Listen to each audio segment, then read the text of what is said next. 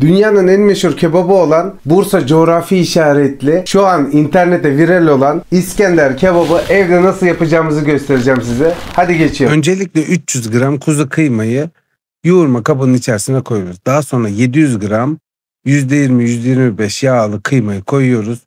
İri bir baş soğanı ince ince rendeliyoruz. Görmüş olduğunuz gibi 4 tane olduğunu aldanmayın. Hepsi orta boy bir soğanı aldırıyor. Bu arada soğanı süzeceğiz. Rendeliyoruz ama posasını kenara kaldıracağız. Görmüş olduğunuz gibi bütün soğanları rendeliyoruz. Bir süzgeç ya da bir tülbent ayarlıyoruz. Ayarladıktan sonra rendelediğimiz soğanları içerisine süzdüreceğiz. Bir kabın içerisine iyice sıyırıyoruz bütün hepsini kalmayacak şekilde. Daha sonra da presleyerek soğanın suyunu çıkartıyoruz. Bu arada soğanın suyunu kebabın içerisine kullanacağız. Posasını da dondurup başka bir şeyde kullanabilirsiniz. Soğanın suyunu kıymanın üzerine döküyoruz. Bir çay kaşığı karabiber, bir tatlı kaşığı tatlı toz biber, yarım çay kaşığı pul biber, bir tatlı kaşığı tuz, bir yemek kaşığı irmik, 2 yemek kaşığı süt, 2 yemek kaşığı yoğurt ilave ediyoruz. Ve ayrıca de 1 yemek kaşığı zeytinyağı ilave edeceğiz. Görmüş olduğunuz gibi yoğurdu kendi mayaladığım yoğurttan yapıyorum. Yoğurt tarifi de kanaldadır isterseniz. 1 yemek kaşığı da zeytinyağı ilave ediyoruz. Bu zeytinyağı bağlayıcı bir görevi üstleniyor. Ayrıca de daha önce aldığım kuyruk yağını donduruyorum ve rendenin ince yerinde toplamda 10-15 gram kadar, fazla koymanıza gerek yok. Bu tamamen aromatik bir lezzet versin diye arkadan böyle bir dışarıda yediğimizin aynı lezzetini verecek. İnce ince kıymanın içerisine rendeliyoruz. Tam bir orijinal İskender kebap lezzeti verecektir. Daha sonra kalanları da sıyırıyorsunuz. Hiçbir şeye ziyan etmiyorsunuz.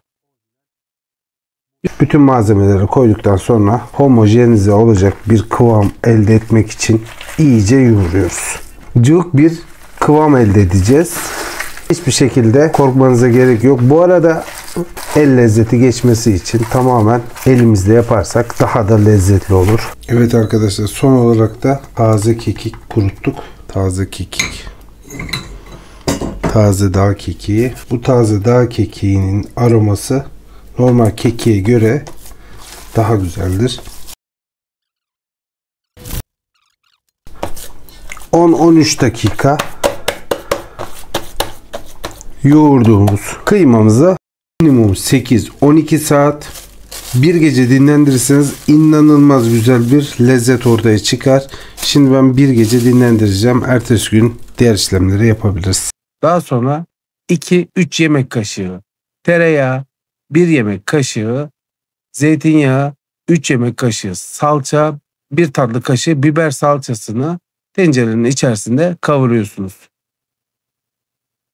Bu aşama çok önemli çünkü İskender sos kıvamını, o kadifemsi sos kıvamını bu kavurma işlemi gerçekleştiriyor. Bu yeri tam pişiremezseniz o kadifemsi İskender sos kıvamını alamazsınız. Minimum 3-4 dakika bu şekilde kavuruyorsunuz. Daha sonra da 1 yemek kaşığı domates püresi içerisine ilave ediyoruz. Yoksa da benim gibi çeyrek bir domatesi içerisine rendeleyebilirsiniz. 1 dakikada bu şekilde kavuruyorsunuz.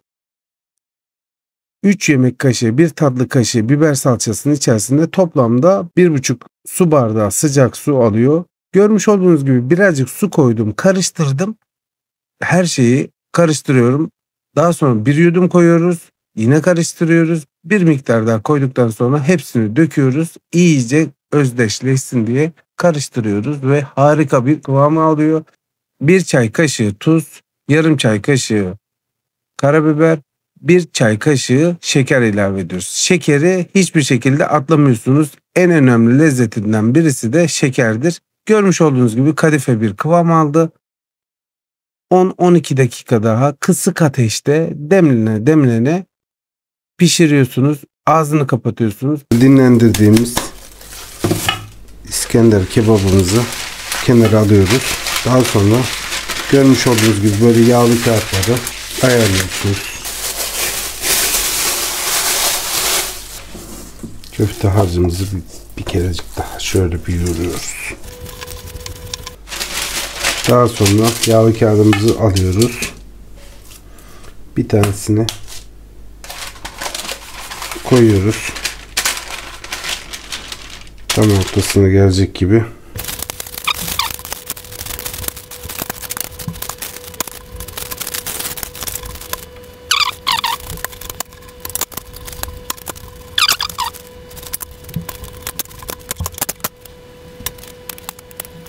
Kenarda da biber ve domatesleri tabağa süslemek için yerleştirdim. Unutmayın, biberi 15-20 dakika sonra çıkartabilirsiniz, biber ve domatesi, çünkü köftelerle aynı anda pişmez. Daha sonra yağlı kağıtların üzerine hafif bir yağlıyorsunuz ve en sona boşta kalan yağlı kağıdı da yerleştirip 180 derecede 40-45-50 dakika pişiriyorsunuz. Evet, İskender'in en önemli tamamlayıcı kısmı tırnak pidedir.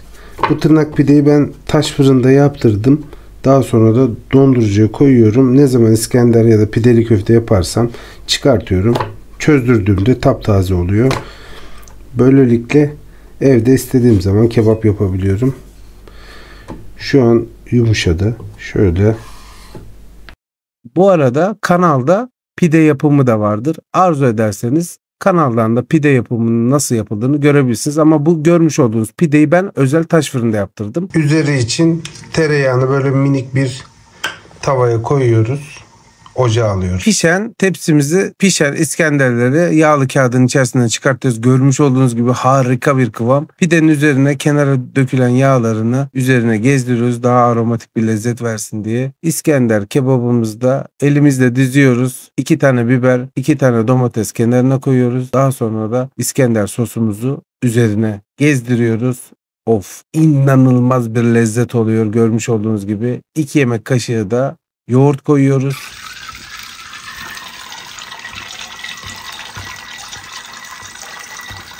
Evet, görmüş olduğunuz gibi en sona da bu şekilde tereyağını üzerine gezdiriyorsunuz ve mükemmel İskender kebabımız hazırdır. Sıcak sıcak servis etmeniz gerekiyor. Türk ve dünya mutfakları tariflerini paylaştığım bu YouTube kanalıma abone olursanız çok sevinirim. Deneyeceklere şimdiden afiyet olsun. Test.